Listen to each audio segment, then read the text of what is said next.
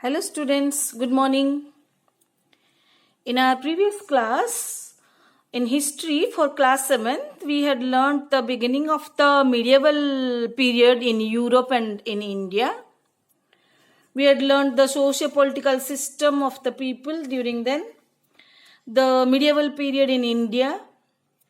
In this class, we will learn about the sources of Indian medieval history.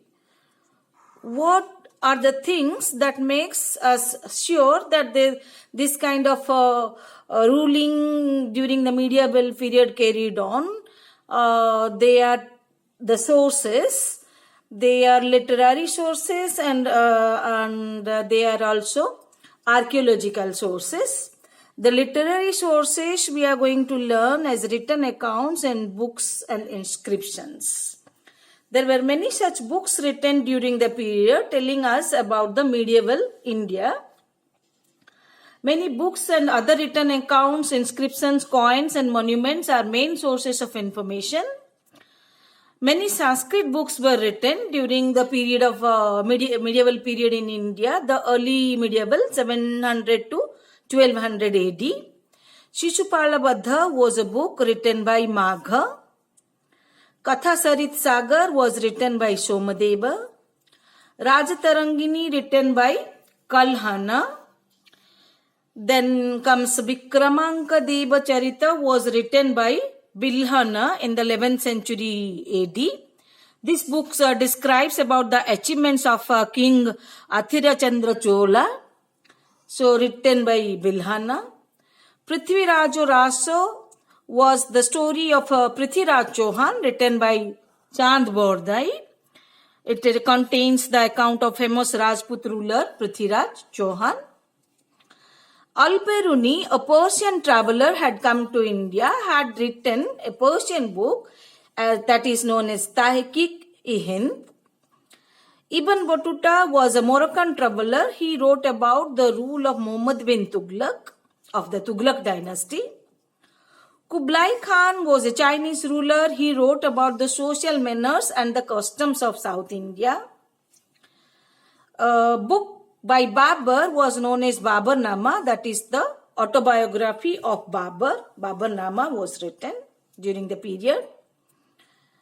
And also Akbarnama was written during the medieval period by Abul Fazl, the life story of Akbar.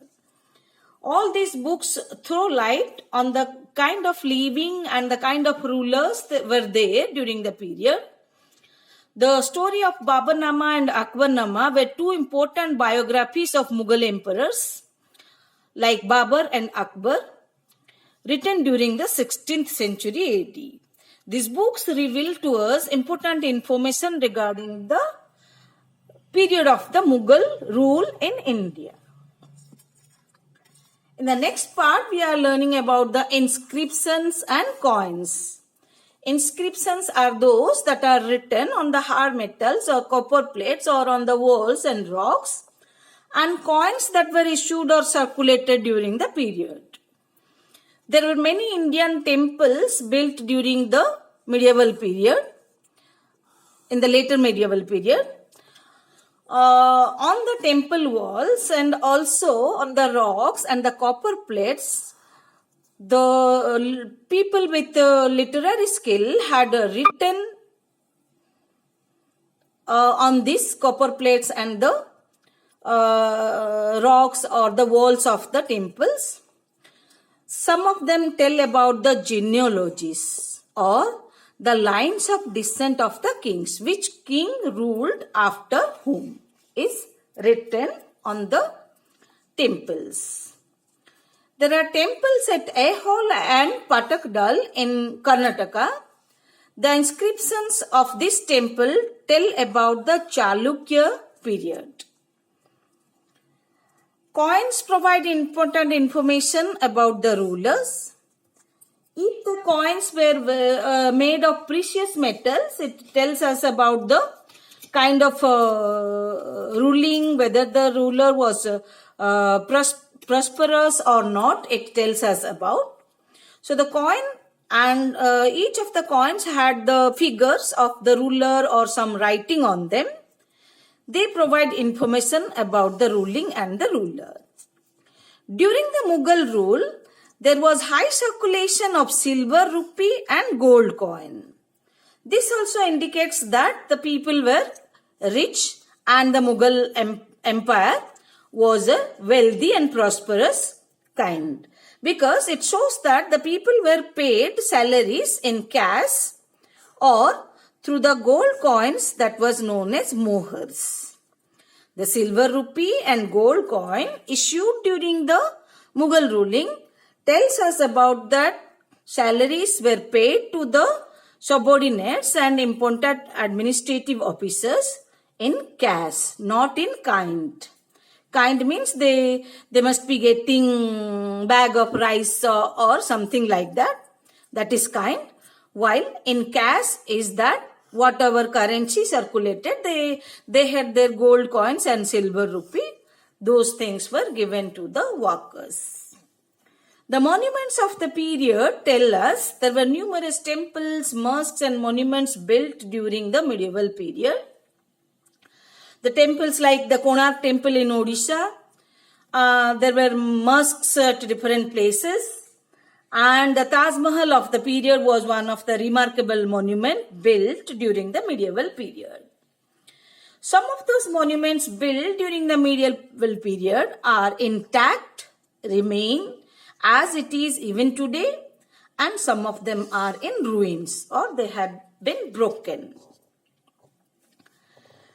Towards the end of this Mughal medieval period, there were many other changes held in India, but in the European land, there were change of the power of the Roman.